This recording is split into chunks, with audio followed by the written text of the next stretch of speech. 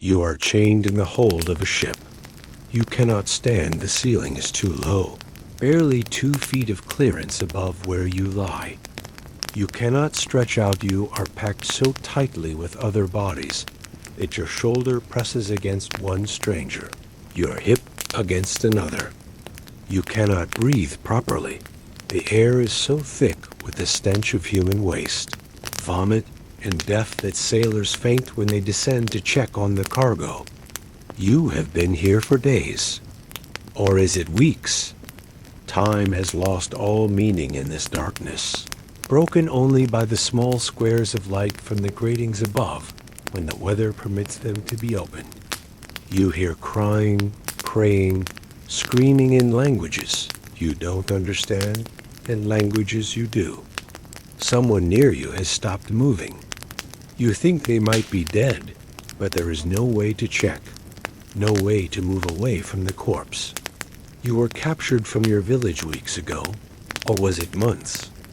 You were marched to the coast in chains, held in a fort that smelled of centuries of suffering, then loaded onto this ship through a door they called the Door of No Return. You don't know where you're going. You don't know what will happen when you arrive. You only know that everything you were, your family, your home, your name, your humanity, has been stripped away. You are cargo now. You are merchandise. You are a number in a ledger, a unit of profit, a body to be bought and sold, not welcome to the Middle Passage. Before we go any further, I need you to do something for me. If you're new to this channel, hit that subscribe button and tap the bell icon so you never miss another journey into historical darkness. And if you're already subscribed, you know the drill. Leave a like on this video. Leave a comment telling me where you're listening from. It helps more than you know, and honestly, this is a story that needs to be told, needs to be remembered. Now, where were we? Ah, yes. You are chained in the hold, and the ship is somewhere in the middle of the Atlantic Ocean. The transatlantic slave trade was the largest forced migration in human history. Over 4 centuries, approximately 12.5 million Africans were loaded onto ships and transported across the Atlantic to the Americas. Of those, at least 1.8 million died during the crossing the Middle Passage, their bodies thrown overboard to the sharks that learned to follow the slave ships. Millions more died in the capture, the march to the coast, the holding forts, and the brutal seasoning period after arrival. This was not a natural disaster or an unavoidable tragedy. This was a business, a highly profitable, carefully organized system of human trafficking that enriched European nations and their American colonies beyond imagination. The slave trade built Liverpool and Bristol, Nantes and Amsterdam. It built Charleston and New Orleans, Havana and Rio de Janeiro. It built the modern world on a foundation of stolen lives and stolen labor. Over the next few hours, we're going to explore this system in all its horror. The capture and the march, the forts and the ships, the crossing and the arrival, the economics and the human cost. This is not comfortable history, but it is necessary history, especially now, during Black History Month, in a time when some would prefer this story be forgotten. This is the brutal reality of the transatlantic slave trade. Get comfortable. The ship is sailing. The numbers are almost too large to comprehend. They represent not statistics, but human beings, each one with a name, a family, a life that was stolen. Between 1500 and 1870, approximately 12.5 million Africans were forcibly embarked on ships bound for the Americas. This is the number we can document from shipping records, port logs, and colonial archives. The true number was certainly higher. The illegal trade after abolition was poorly recorded, and many ships were lost at sea, with no survivors to report their human cargo. Out of those 12.5 million, roughly 10.7 million survived the crossing to arrive in the Americas. That means approximately 1.8 million people, about 15%, died during the Middle Passage itself. They died of disease, of dehydration, of despair. They died in chains in darkness, in conditions that would be considered criminal if applied to animals today. But the Middle Passage was only one part of the journey. Historians estimate that for every African who arrived in the Americas, another died in Africa during the capture, the march to the coast, or the imprisonment in the coastal forts. If this estimate is accurate, the total death toll of the slave trade approaches 25 million people. The trade was not evenly distributed across time. It began slowly in the 1500s, accelerated through the 1600s, and reached its peak in the 1700s. The single deadliest century was the 18th. More than 6 million Africans were transported during those 100 years alone. The vast majority destined for the sugar plantations of the Caribbean and Brazil. Where did they go? Brazil received the largest number, about 5 million. The Caribbean islands received roughly 4 million. Spanish America received about 1.5 million. North America, the future United States, received approximately 400,000, less than 4% of the total. Yet this relatively small number would grow through natural increase to 4 million. By the time of the Civil War, the scale defies comprehension. Imagine the entire population of a major city, London, in 1800, Paris in 1850 captured, chained, shipped across an ocean, and sold into bondage. Now imagine this happening not once, but repeatedly, year after year, century after century. That is the scale of what we are discussing. The slave trade was part of a larger commercial system known as the Triangular Trade 3, legs of a journey that connected 3 continents and generated enormous profits at every stage. The first leg ran from Europe to Africa. Ships departed from Liverpool, Bristol, London, Nantes, Amsterdam, and other European ports. Their holds filled with trade goods, textiles, iron bars, guns, gunpowder, alcohol, and manufactured items. These goods would be exchanged for human beings on the African coast. The second leg, the Middle Passage, ran from Africa to the Americas. The ships, now loaded with enslaved Africans, crossed the Atlantic to the Caribbean islands, Brazil, or the North American mainland. This was the deadliest part of the journey, where disease, despair, and deliberate cruelty killed millions. The third leg ran from the Americas back to Europe. The ships, having sold their human cargo, loaded up with the products of slave labor, sugar, molasses, rum, tobacco, cotton, coffee, indigo. These goods were carried back to Europe, where they were sold at enormous profit, and the cycle began again. The system was elegant in its evil efficiency. Each leg generated profit. The manufactured goods traded in Africa were relatively cheap to produce, but commanded high prices on the African coast. The enslaved people were purchased for goods worth perhaps 20 pounds, and sold in the Americas for 40 pounds or more. The colonial products, especially sugar, were enormously valuable in Europe, where demand seemed insatiable. The triangular trade transformed the economies of all 3 continents. It fueled the Industrial Revolution in Britain, providing both capital for investment and markets for manufactured goods. It devastated African societies, draining them of their youngest and strongest members. And it built the plantation economies of the Americas, where enslaved labor produced the commodities that enriched the world. The ships themselves were purpose-built for this trade, designed to maximize capacity while minimizing cost. A successful voyage could generate returns of 100% or more on the initial investment. The trade attracted merchants, investors, and entire cities that built their wealth on human suffering. If you're enjoying this journey into difficult history, take a moment to hit that like button. It really helps the channel grow, and I promise we need to understand the full complexity of how this system worked. The slave trade could not have operated without African participation.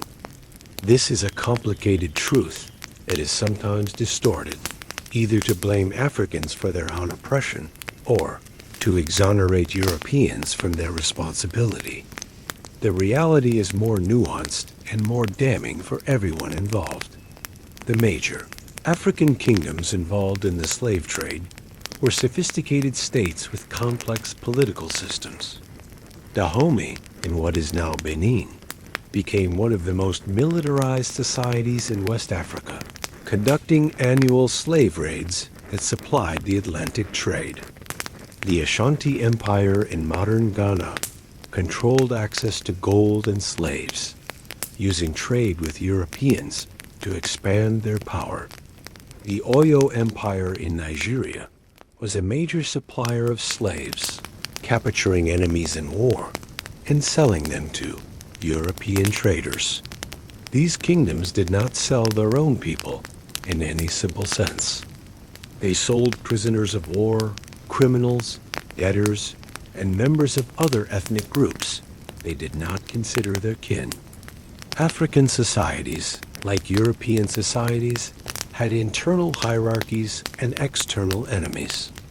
Slavery existed in Africa before the Atlantic trade began, but it was transformed by European demand into something far larger and more lethal. The Europeans exploited and intensified existing conflicts. They provided guns and ammunition that made African warfare more deadly.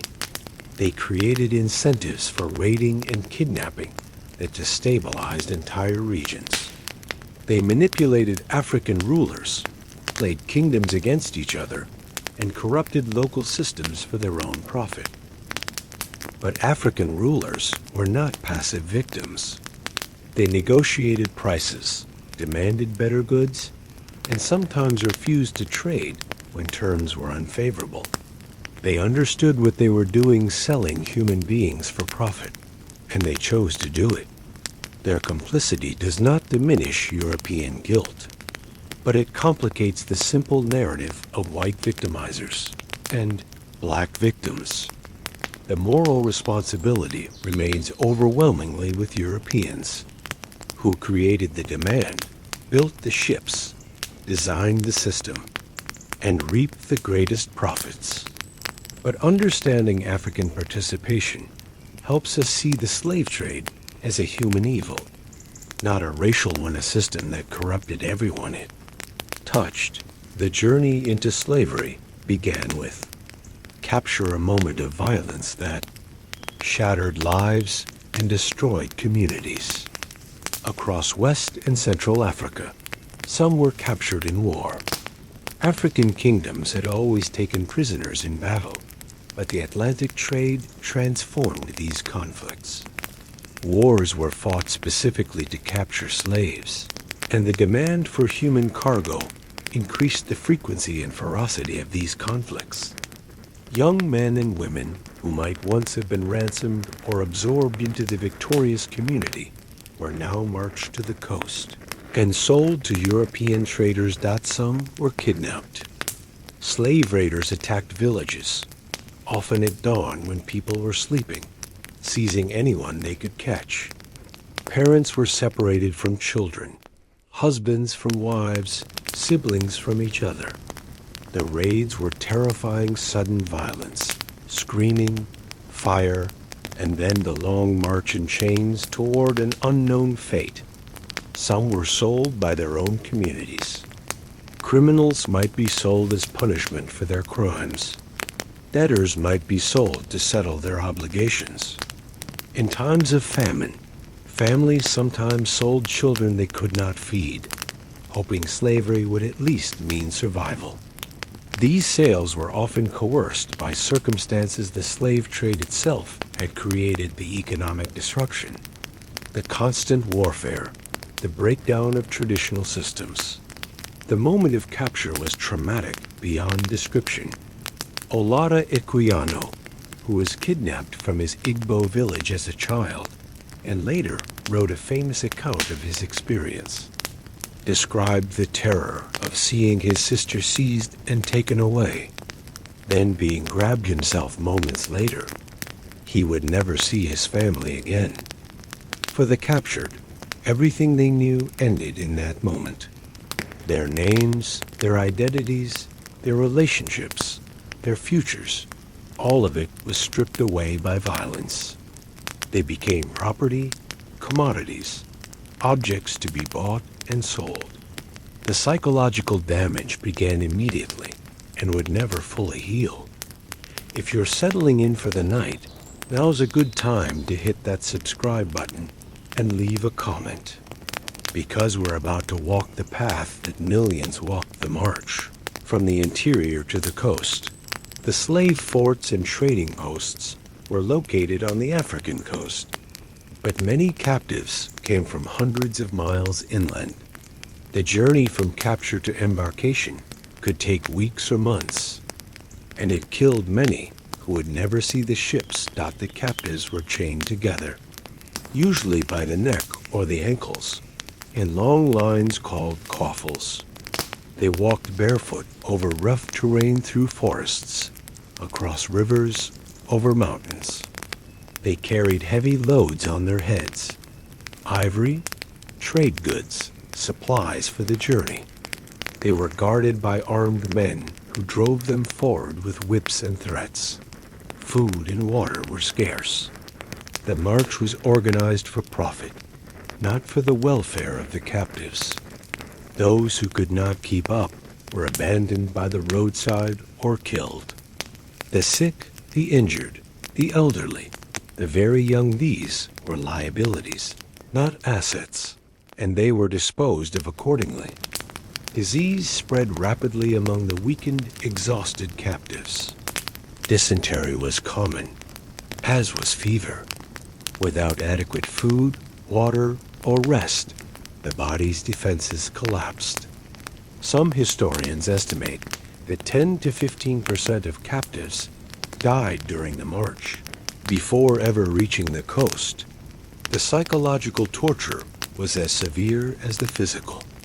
Captives were leaving everything they knew, their homeland, their language, their culture, their families. They didn't know where they were going or what awaited them. Rumors of cannibalism spread among the captives, who feared the Europeans would eat them. The terror was constant. When the survivors finally reached the coast, they saw the ocean for the first time, an endless expanse of water that confirmed they were entering an utterly alien world. And they saw the forts, the ships, the European traders who would buy them. The worst was yet to come. The slave forts stood along the African coast. From Senegal to Angola, grindstone structures were captured. Africans were held until the ships arrived to carry them away forever. Elmina, castle in modern Ghana, was the first and most famous. Built by the Portuguese in 1482, originally as a gold trading post, it became a major hub of the slave trade. The Dutch captured it in 1637 and expanded its capacity to hold over 1,000 captives at a time. For centuries, enslaved Africans passed through Elmina's dungeons before being loaded onto ships. Gorée, island off the coast of Senegal, held the House of Slaves, a building whose door of no return has become a powerful symbol of the trade. Cape Coast Castle, also in Ghana, was the British headquarters for the slave trade. Its underground dungeons, capable of holding 1,000 people in darkness and filth. The forts served multiple functions. They were trading posts where European merchants negotiated with African traders. They were warehouses where trade goods were stored. They were defensive positions protecting European interests from rivals. And they were prisons holding pens where captured. Africans awaited the ships that would carry them to slavery. Conditions in the dungeons were horrific. Captives were crammed into dark, airless spaces, chained to the walls or to each other. They had no sanitation. They lived in their own waste, which accumulated on the floor until it had to be shoveled out. They had minimal food and water. Disease spread rapidly. Many died before the ships even arrived. The captives might be held for weeks or months, waiting for a ship with space for them. During this time, they were prepared for the voyage branded with the mark of the trading company, stripped of their clothes, their heads shaved. Women were particularly vulnerable to sexual violence from the European traders and soldiers who controlled the forts. Then came the ships, and the door of no return opened onto the next stage of the nightmare. The door of no return is both a literal architectural feature and a powerful metaphor. These narrow doorways in the slave forts opened directly onto the sea, where boats waited to ferry captives to the ships anchored offshore at Elmina. At Gorée, at Cape Coast Castle, the doors still exist. They are small, barely wide enough for one person to pass through at a time. Beyond them lies the Atlantic Ocean, endless and terrifying, the pathway to a new world of bondage. For the enslaved Africans who passed through these doors, the crossing was final. They would never return to Africa. They would never see their families, their villages, their homelands again. Everything they had been was left behind. Everything they would become lay on the other side of an ocean they could not comprehend. The moment of passing through was traumatic. Captives had been held in darkness for weeks. Suddenly they were thrust into blinding sunlight, the sound of waves, the smell of salt air. They were pushed into small boats, often their first experience of any watercraft, and rowed out to the ships that would carry them to the Americas. Many resisted. Some tried to jump overboard, preferring drowning to whatever awaited them. Some fought the sailors, knowing it was hopeless, but refusing to submit. Some simply collapsed, their minds broken by the accumulated horror of capture. March, imprisonment, and now this final severing from everything they knew. The door of no return has become a site of pilgrimage for people of African descent worldwide. They come to touch the stones their ancestors touched, to look through the doorway their ancestors passed through, to connect with a history that was deliberately obscured and denied. The doors stand as testimony to what was done and to what was lost. Today, door of return. Ceremonies bring descendants of the enslaved back to Africa, symbolically reversing the journey of their ancestors. But for those who passed through in chains, there was no return. The door opened only one way. The slave ships were purpose-built instruments of cruelty, designed to maximize the number of human beings that could be crammed into a wooden hull and transported across an ocean. The ships ranged in size from small sloops carrying 100 captives to large vessels carrying 500 or 600. The most common were medium-sized ships of 200 to 400 tons, capable of holding 300 to 400 enslaved Africans. The Brooks, whose famous diagram became a symbol of the abolitionist movement, was rated to carry 454 people, though it sometimes carried more. The design prioritized capacity over comfort. The lower deck, where the enslaved were held, was divided into compartments with platforms built in tiers, like shelves. The vertical space between platforms was typically 18 to 24 inches, enough for a person to lie down, but not to sit up. In these coffin-like spaces, hundreds of people would spend weeks at sea. The ships were also designed for control. Iron rings were built into the deck for attaching chains. Barricades divided the deck into sections, preventing coordinated resistance. Cannons mounted on the deck could be swiveled to fire down into the hold if a rebellion broke out. Netting was often strung around the ship to prevent captives from jumping overboard. Ventilation was minimal. Small gratings in the deck allowed some air to reach the hold, but they were often closed during storms, leaving the captives in airless darkness. The ships were hot in the tropics, cold in the mid-Atlantic, and always foul-smelling. Sailors reported that slave ships could be smelled from miles downwind. The ships had names that belied their function: the Jesus of Lubeck, the gift of God, the blessing. They were instruments of torture and death, but they were also investments, expensive assets, expected to generate returns for their owners. The enslaved people in the hold were cargo, assessed by value, insured against loss, accounted for in ledgers like any other commodity. If you're still with me on this voyage of horror, take a moment to hit subscribe. Your support helps me create more historical deep dives. And speaking of mathematical evil, let's discuss the debate that shaped how the slave ships were loaded. The slave traders faced a grim calculation.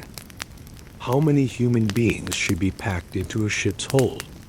Pack them tightly, and you could transport more per voyage, but more would die.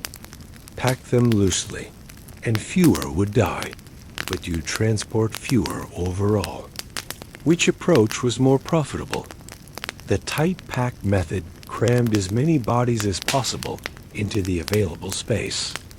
Captives were forced to lie on their sides, fitted together like spoons, with barely enough room to breathe.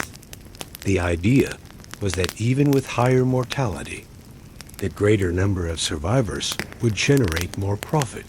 The loose pack method allowed more space per person, perhaps enough to sit up, or at least to lie flat without touching a neighbor. Fewer people per voyage meant fewer to sell, but a higher survival rate might compensate. Better fed, healthier captives might also fetch higher prices at auction. The debate was conducted not in terms of human welfare, but in terms of return on investment. Ship captains, merchants, and investors discussed the relative merits of each approach, as calmly as they might discuss the optimal cargo of sugar or tobacco. The enslaved were units, variables in a profit equation. In practice, most ships fell somewhere in the middle, their captains adjusting based on experience, market conditions, and the specific dimensions of their vessel. The regulated slave trade imposed legal limits. Britain's Dolben Act of 1788 limited ships to carrying one slave per ton of burden, but these limits were often ignored or circumvented. The very existence of this debate reveals the moral void at the heart of the slave trade. These were human beings whose lives were being calculated against profit margins. And the calculations were made by people who, in other contexts, considered themselves civilized, Christian, honorable men. The hold of a slave ship was a space designed to contain human beings as efficiently as cargo, and with about as much concern for their comfort or survival.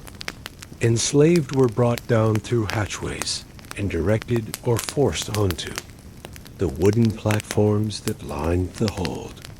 They were chained, usually 2 by 2, the right wrist of one to the left wrist of another, the right ankle to the left ankle.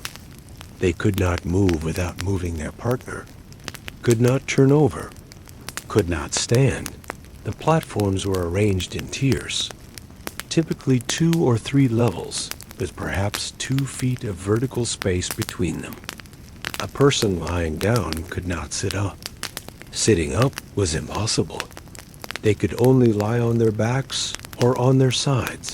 In the position the ship's configuration demanded, the space allotted to each person was roughly 6 feet by 16 inches, the dimensions of a coffin. In this space, they would live for the weeks or months of the crossing. They could not straighten their legs fully. They could not extend their arms. They were, in effect, buried alive in a moving grave. The darkness was nearly total. Below the waterline, no light penetrated. Above, the gratings provided some illumination during the day, but this was often blocked by covers during storms. For days at a time, the enslaved lay in absolute darkness, hearing but not seeing those around them. The motion of the ship made everything worse. The constant rolling and pitching threw bodies against each other, against the wooden platforms, against the chains. Those prone to seasickness, most people, in such conditions vomited repeatedly.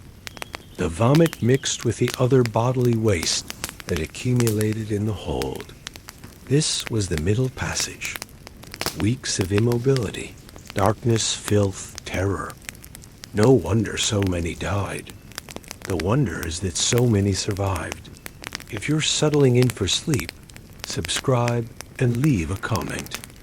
Because now we need to confront the sensory reality of the middle passage.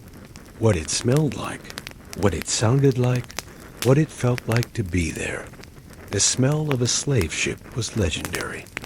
Sailors said you could detect a slaver from miles away, downwind. The stench was a compound of human waste. Vomit, blood, sweat, and death, a miasma so thick it seemed almost solid. The enslaved had no sanitation. There might be a bucket shared among dozens of people, but those who were chained could often not reach it. They defecated and urinated where they lay.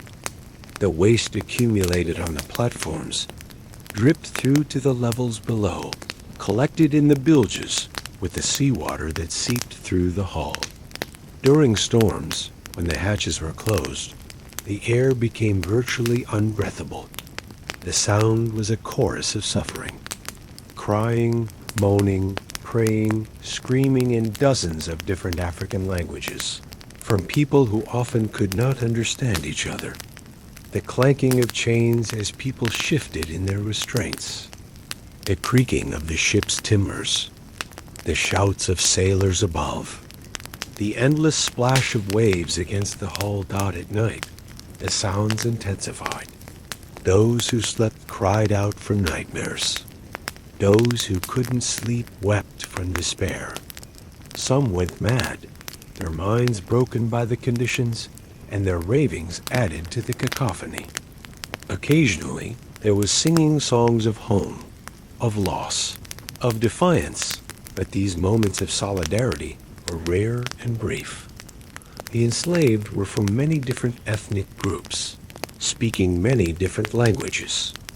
A Yoruba speaker might lie chained to a Fan speaker, neither able to communicate with the other. This linguistic isolation was deliberate. It made coordinated resistance more difficult, but it also intensified the psychological torture off the voyage. The sensory assault was constant and inescapable. There was no relief, no respite. no moment of cleanliness or quiet or comfort. The Middle Passage was designed to break human beings, and it succeeded. The enslaved were valuable cargo, and dead cargo generated no profit. So the slave traders fed their captives, but the feeding itself was an exercise in dehumanization. The typical diet consisted of horse beans, rice, yams, or cornmeal, cooked into a kind of mush and served in communal tubs. The captives were brought up on deck in small groups, still chained, and made to eat from these shared containers. There might be some palm oil or peppers for flavor, occasionally some dried meat or fish stock. The caloric intake was calculated to maintain life, not health. The traders had learned through experience how little food could sustain a human body through the crossing. They fed just enough to keep most of their cargo alive. Anything more was wasted expense. Those who refused to eat were force-fed. This was common because many of the enslaved preferred death to the journey they were enduring. They would close their mouths, turn their heads away, refuse to swallow. The response was brutal. The speculum oris was a device specifically designed for force-feeding resistors. It was a metal instrument that could be forced between the jaws, prying the mouth open so that food could be shoveled in. If this failed, food might be funneled through the nose, or the resistors might simply be beaten until they complied. Force feeding was not about nutrition, it was about control. The enslaved had almost no agency, but they could choose to die. The trader's response was to remove even this final choice, to force them to live against their will so they could be sold for profit. The feeding times were also exercise periods. The enslaved were made to dance, to jump and move while still in chains, supposedly to maintain their health, but also, again, as an assertion of control. They were made to perform, to move their bodies at the command of others, their humanity reduced to physical capacity. Disease was the great killer of the Middle Passage, claiming more lives than any other factor. The conditions aboard slave ships were perfect for the spread of epidemic illness, and the epidemics came with terrible regularity. Dysentery, the bloody flux, was the most common killer, spread through contaminated food and water, which was inevitable given the conditions. It caused violent diarrhea, dehydration, and often death. A dysentery outbreak could kill dozens in a matter of days, and there was almost nothing that could be done to stop it once it started. Smallpox was another frequent visitor. If even one person aboard was infected, the disease could spread through the entire hold. Smallpox killed about 30% of those who contracted it, and survivors were often left scarred and weakened. An outbreak could decimate a ship's cargo, wiping out hundreds of lives and thousands of pounds of potential profit. Scurvy appeared on longer voyages, when fresh fruits and vegetables ran out. The vitamin C deficiency caused gums to bleed, teeth to fall out, wounds to refuse to heal. Scurvy weakened the body and made other diseases more deadly.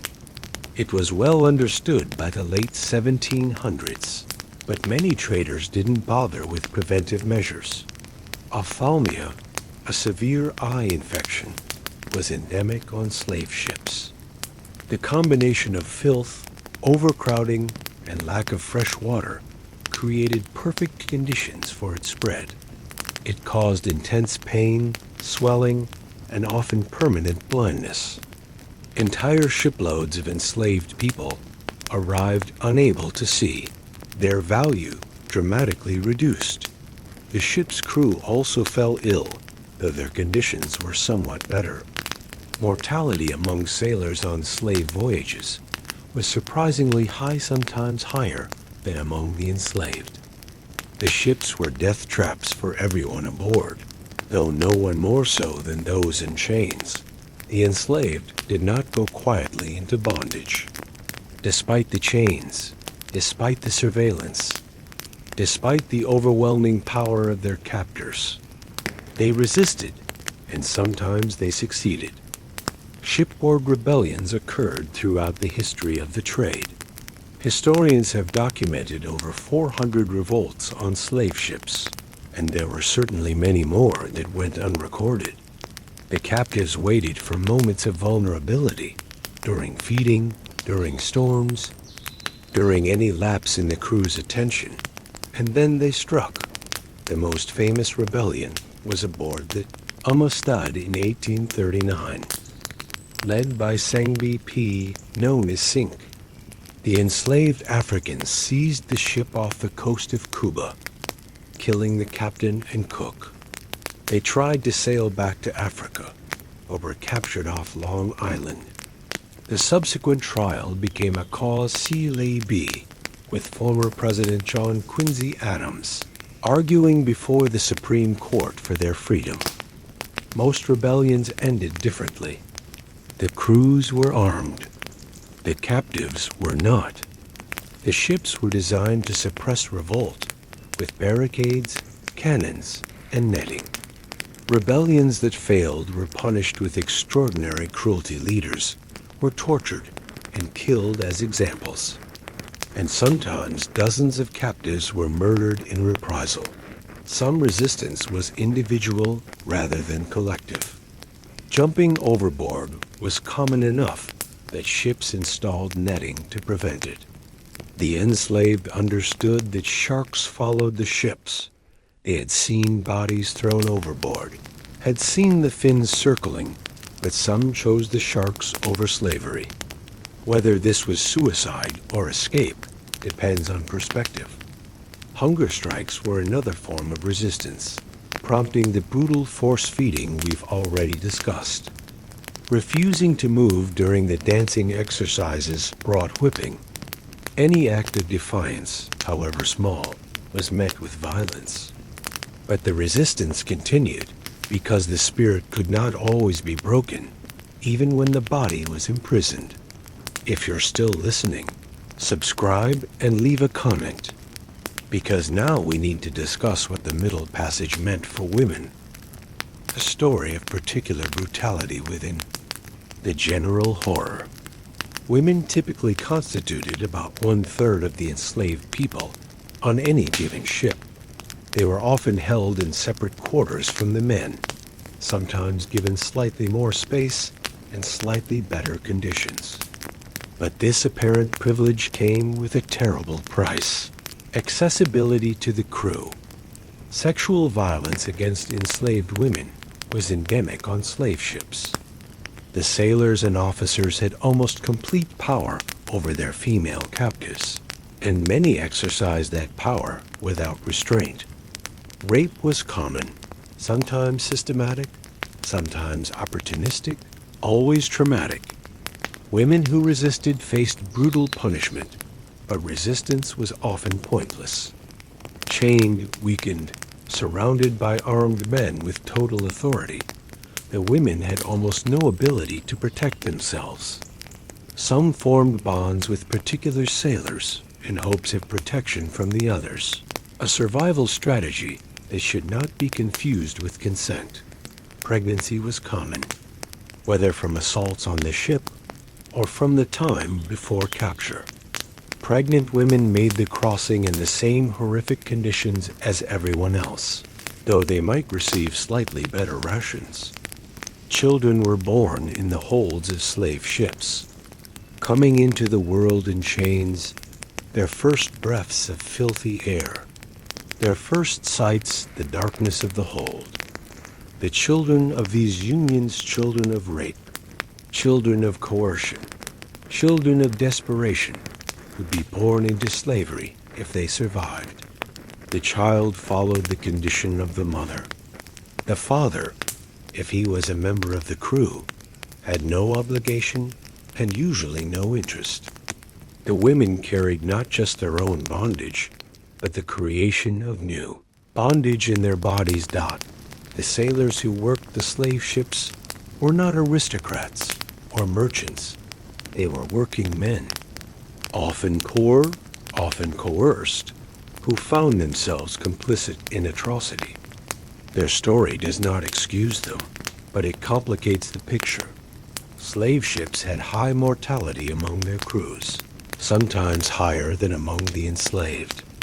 Sailors died of the same diseases, fell from rigging, were killed in rebellions, suffered from the same poor conditions.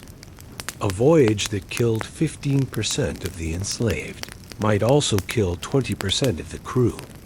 Many sailors were pressed into service against their will. The British Navy practiced impressment legal, kidnapping of sailors for military service, and merchant ships used similar methods.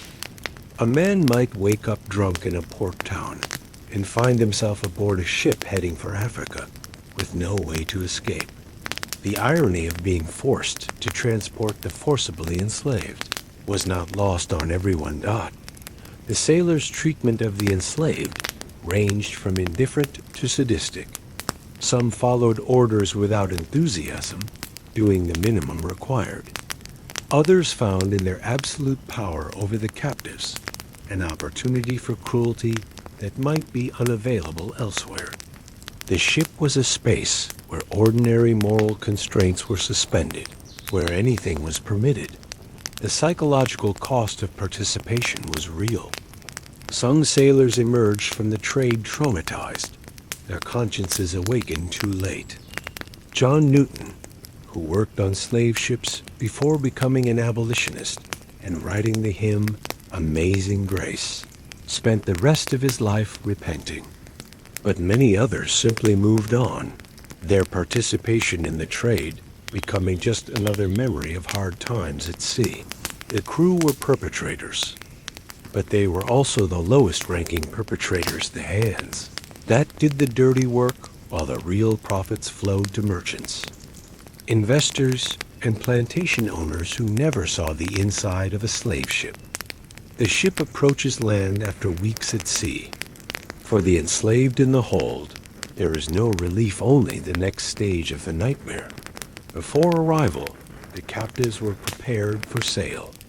They were brought up on deck, unchained, allowed to wash the first bath in weeks or months. Their skin was rubbed with oil to make it gleam. Any wounds or sores were treated, not healed, but disguised. Gray hairs might be dyed to make older captives appear younger. The goal was to maximize sale price. The ports of arrival were scattered across the Americas: Rio de Janeiro, Salvador, and Recife in Brazil, Kingston, Bridgetown, and Havana in the Caribbean, Charleston and New Orleans in North America. Each had its slave market, its system of sale, its particular customs. The sales took different forms. In some places, captives were sold at auction, standing on blocks while buyers examined them like livestock checking teeth, muscles, genitals, looking for signs of disease or defiance. In others, the scramble was used. Buyers paid a fixed price and then rushed aboard the ship to grab the captives they wanted. A terrifying chaos of grabbing hands and shouting voices. Families were separated without regard. Husbands from wives, mothers from children, siblings from siblings. The social bonds formed during the voyage, and some bonds did form, even in those conditions, were broken. Whatever community had emerged from shared suffering was destroyed at the moment of sale. The enslaved were given new names, Christian names that replaced their African identities. They were assigned to their new owners, taken to plantations or households, and put to work. The Middle Passage was over. The lifetime of slavery was beginning. If you're settling in for sleep, subscribe and leave a comment, because now we need to discuss what happened immediately after. Arrival, a process called seasoning that killed as many as it Saved. The seasoning period was the first one too. 3 years of an enslaved person's life in the Americas. It was a period of adjustment to the climate, to the diseases, to the work, to the conditions of slavery. It was also a period of horrific mortality. Historians estimate that 25 to 50% of newly arrived Africans died during the seasoning period. They died of tropical diseases they had no immunity to: yellow fever, malaria, typhoid. They died of overwork, of malnutrition, of despair. They died because the system was designed to extract maximum labor with minimum investment in their survival. The plantation owners understood the arithmetic. It was often cheaper to work enslaved people to death and buy replacements than to provide conditions that would sustain life. This was especially true in the sugar islands of the Caribbean, where the work was most brutal and the life expectancy was shortest. The psychological adjustment was as deadly as the physical. The enslaved had survived capture, the march, the forts, the Middle Passage. They had endured horrors that should have killed them. And now they discovered that this suffering was not a transition, but a permanent condition. This was their life now, forever. Some could not accept it. Suicide rates were high among the newly arrived. Some refused to eat, despite the force feeding. Some ran away, despite knowing nothing of the geography, the language, or the dangers. Some simply gave up, their bodies following where their spirits had already gone. Those who survived the seasoning were broken in, adjusted to slavery, resigned to their fate, ready to labor. But they were never fully broken. Resistance continued, in forms large and small, throughout the slavery era. The destination of the Middle Passage was the plantation, the economic unit that made the whole system profitable. Without the plantations, there would have been no slave trade. Without the slave trade, there would have been no plantations. Sugar was the deadliest crop. The Caribbean sugar islands, Jamaica, Barbados, Haiti, Cuba consumed enslaved lives at a staggering rate. The work was brutal, cutting cane with machetes in tropical heat, feeding the cane into mills that could crush a hand or arm, boiling the juice in kettles of scalding liquid. The hours were endless during harvest season, the pace relentless. Life expectancy on a sugar plantation was perhaps 7 years from arrival. The death rate exceeded the birth rate so consistently that the enslaved population couldn't be maintained through constant importation. This is why Brazil and the Caribbean received so many more Africans than North America. They killed them faster. Tobacco and rice plantations in North America were somewhat less deadly. But the work was still exhausting, and the treatment still brutal. Cotton, which became dominant in the 19th century, allowed for a slightly higher survival rate, which is why the enslaved population in the United States grew through natural increase rather than importation. But survival should not be confused with humanity. Enslaved people on all plantations were property, subject to sale, to punishment, to sexual exploitation. They were whipped for minor infractions, branded for running away, mutilated for repeated offenses. They had no legal rights, no protection, no recourse. They were worked until they could work no more. The plantation was the purpose of the Middle Passage, the reason all those ships sailed, all those people died, all that suffering was inflicted. Everything traced back to profit. The sugar in European tea, the tobacco in European pipes, the cotton in European clothes. The consumer was complicit without knowing it. The slave trade was, above all, a business. It was driven by profit. organized by merchants and investors, and conducted according to the cold logic of the balance sheet. The price of an enslaved person varied by time, place, age, sex, and condition. In the 18th century, a healthy adult male might sell for 30 pounds to 40 in Africa and 50 pounds, 70 in the Caribbean. A markup of 50 to 100%. After seasoning, the same person might be worth 100 pounds or more to an inland planter. Each transaction generated profit that the total value of the trade was enormous.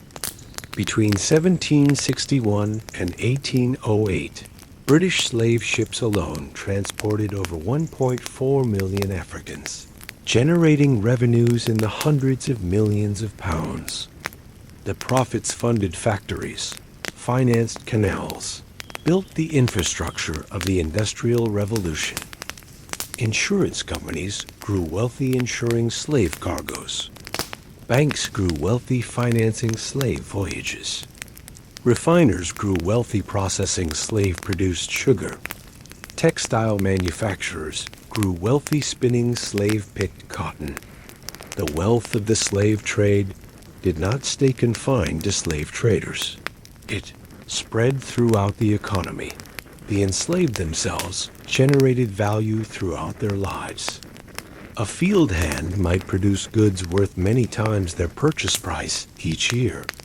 A skilled worker, a carpenter, a blacksmith, a cook was even more valuable.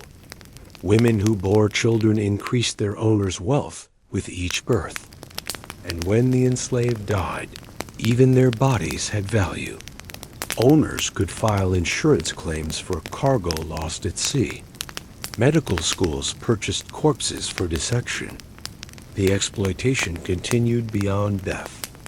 The economics of slavery were not hidden or shameful in their time. They were discussed openly in Parliament, in coffee houses, in business meetings.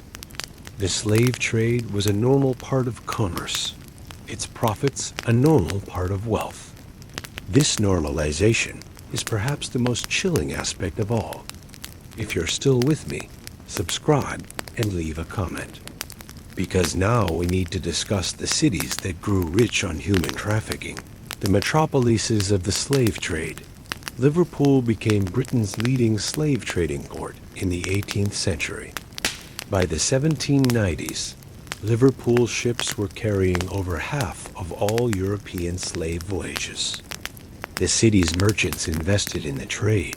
Its craftsmen built the ships and manufactured the trade goods. Its workers loaded the cargo. The wealth that resulted transformed Liverpool from a small fishing town to a major city. The profits are still visible in Liverpool's architecture. The grand buildings along the waterfront, the elegant Georgian townhouses, the prosperity of the city's commercial district. All of this was built with slave money. Many of the city's institutions, including its banks and its churches, were founded or funded by slave traders. Bristol was Liverpool's rival in the trade. Bristol ships had pioneered the English slave trade in the 17th century, and the city remained heavily invested throughout the following century. The Society of Merchant Venturers, Bristol's elite business organization, was deeply involved in slave trading. The grand houses of Clifton, Bristol's wealthiest neighborhood, were built with slave profits. Nantes was France's leading slave trading port. The city's merchants organized hundreds of voyages, shipping tens of thousands of Africans to the French Caribbean colonies. Like Liverpool and Bristol, Nantes shows its slave wealth in its architecture, the elegant buildings along the quays, the mansions of the merchants, the prosperity that endured long after the trade ended. These cities have only recently begun to confront this history. Liverpool opened the International Slavery Museum in 2007. Bristol has debated its memorials to slave traders, most notably the statue of Edward Colston, torn down by protesters in 2020. The reckoning continues. Incomplete and contested. The slave trade seemed eternal. But it wasn't. By the late 18th century, a movement arose that would eventually end the traffic in human beings, though not before millions more had suffered and died. The abolition movement began with the Quakers, who had opposed slavery since the 17th century. Their religious beliefs led them to see all humans as equal before God, and they could not reconcile this belief with the buying and selling of human beings. Quaker communities began prohibiting their members from participating in the slave trade. The movement gained broader support through the efforts of men like Thomas Clarkson, who gathered evidence of the trade's horrors, and William Wilberforce, who championed abolition in Parliament. They were joined by Granville Sharp, Hannah More, and hundreds of others who organized, petitioned, boycotted, and agitated for change. Olaudah Equiano's autobiography, published in 1789, brought the experience of enslavement directly to British readers. Equiano, who had been kidnapped as a child and survived the Middle Passage, eventually purchased his freedom and became a prominent abolitionist. His account humanized the enslaved in ways that statistics never could. The abolitionists faced powerful opposition. The slave trade was enormously profitable, and those who profited defended it vigorously. They argued that the trade was necessary for the economy, that Africans were better off in Christian slavery than in African paganism, that abolition would ruin the colonies. The debates in Parliament were fierce and prolonged. But the abolitionists persisted. They built the first modern political campaign with petitions, pamphlets, speeches, boycotts, and public pressure. They changed public opinion, made the slave trade a moral issue, and eventually prevailed. Britain abolished its slave trade in 1807. The United States followed in 1808. The traffic did not end immediately, but its end had begun. Some events crystallize moral issues in ways that abstract arguments cannot. The Zong Massacre of 1781 was one such. Event a horror so stark that it shocked even people who had tolerated. The slave trade. The Zong was a British slave ship that left Africa in 1781, carrying 442 enslaved Africans far, more than its capacity. The ship was badly managed. The voyage took longer than expected, and water supplies ran low. Disease broke out, killing both crew and captives. The captain, Luke Collingwood, made a calculation. Under maritime law, cargo jettisoned to save a ship could be claimed on insurance. Cargo that died of disease could not. Collingwood decided to throw enslaved people overboard and claimed they were jettisoned due to water shortage. Over several days, 133 enslaved Africans were thrown into the sea alive, conscious, aware of what was happening. Some were thrown while still in chains. Others had their shackles removed first. The sharks that followed the ship fed well. When the Zong reached Jamaica, only a skeleton crew and a decimated cargo remained. The shipowners filed an insurance claim for the 133 lost slaves. The insurers refused to pay, and the case went to court. The trial was not about murder under the law of the time. The enslaved had no legal personality, and killing them was destruction of property, not homicide. The trial was about insurance fraud. The abolitionists seized on the case. Granville Sharp tried to bring murder charges against the crew. He failed, but the attempt drew attention. Olaudah Equiano published an account of the massacre. The Zong became a symbol of the slave trade's inhumanity, a moment when the logic of treating humans as cargo reached its ultimate conclusion. Britain abolished its slave trade in 1807, and the United States followed in 1808. But the abolition of the trade was not the abolition of slavery, and the traffic in human beings did not end overnight. The legal end of the British trade was a triumph for the abolitionists, but it was only a partial victory.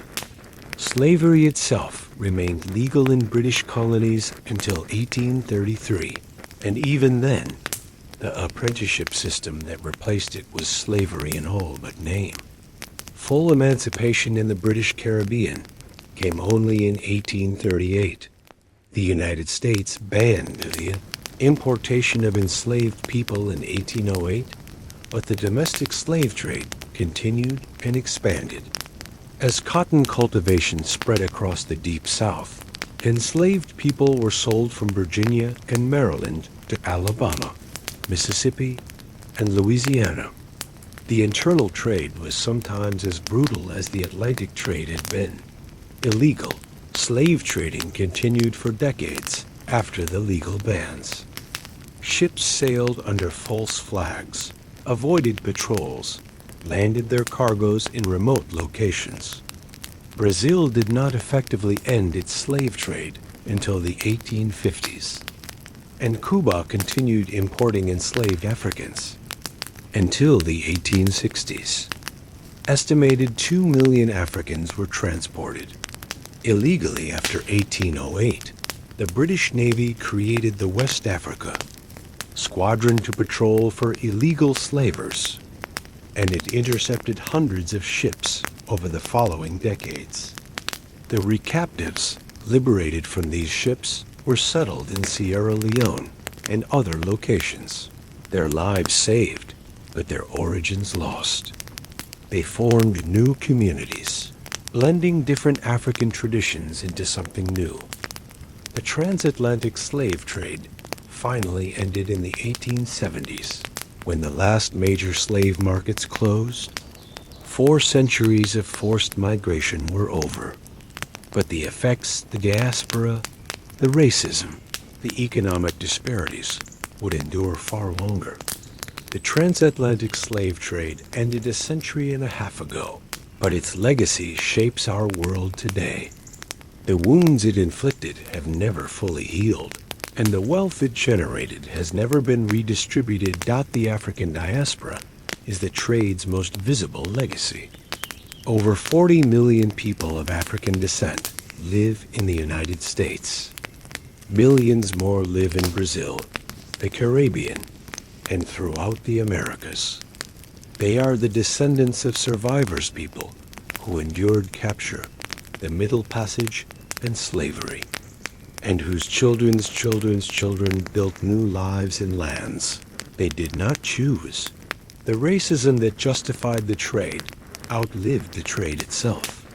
The idea that Africans were inferior, that they were suited for enslavement, that they were less than fully human, these ideas were invented to make the trade morally acceptable, and they persisted long after the trade ended.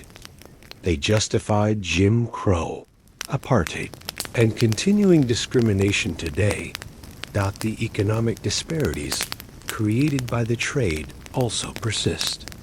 The wealth extracted from Africa, the millions of workers, the destruction of societies, the derailing of development left the continent impoverished. The wealth accumulated in Europe and America built on slave labor. Slave trading and slave-produced commodities remained. The gap between the richest and poorest nations today maps closely onto the patterns of the slave trade. Calls for reparations continue, demanding that the descendants of enslavers compensate the descendants of the enslaved. These calls are controversial, but they emerge from an undeniable historical reality. The slave trade was theft on a massive scale, and the stolen wealth was never returned. The memory of the trade is itself contested. Some would prefer to forget, to move on, to treat slavery as ancient history with no present relevance. Others insist on remembering, on commemorating, on teaching this history to every generation. The struggle over memory is part of the trade's legacy, too. And so our journey across the Middle Passage comes to an end. The ships have stopped sailing, or rather, they sail now with different cargo, their hulls no longer packed with human beings in chains. The slave forts stand empty, their dungeons converted to museums, their doors of no return, now doors of remembrance. The trade that once seemed eternal has been abolished for generations. But the Middle Passage is not history in the sense of being over, completed, finished. Its effects continue. The 12 million who were transported, the 2 million who died at sea, the millions more who died in Africa or in the Americas, their descendants are still here, still living with what was done to their ancestors, still fighting for justice in a world shaped by that injustice. During Black History Month, we remember and celebrate the achievements of people of African descent. We honor the leaders, the artists, the scientists, the activists who have shaped our world.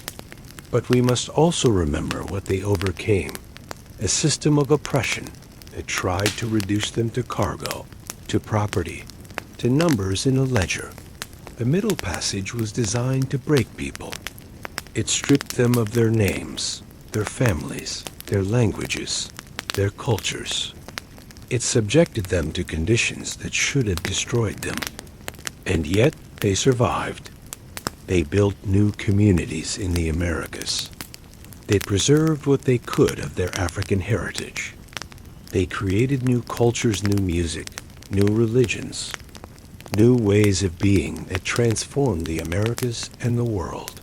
The resilience of the enslaved and their descendants is one of history's greatest stories of human endurance.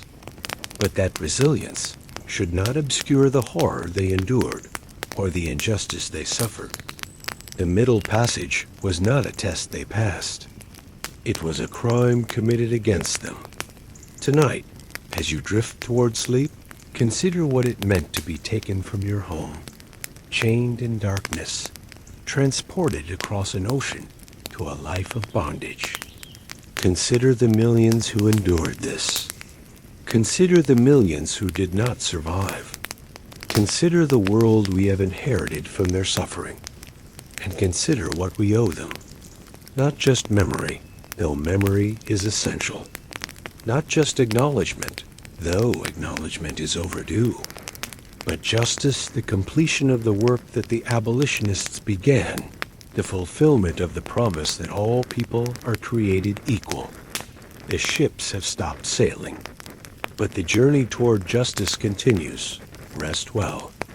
But remember those who had no rest, who spent weeks chained in holds, who died at sea, who were buried in the waves.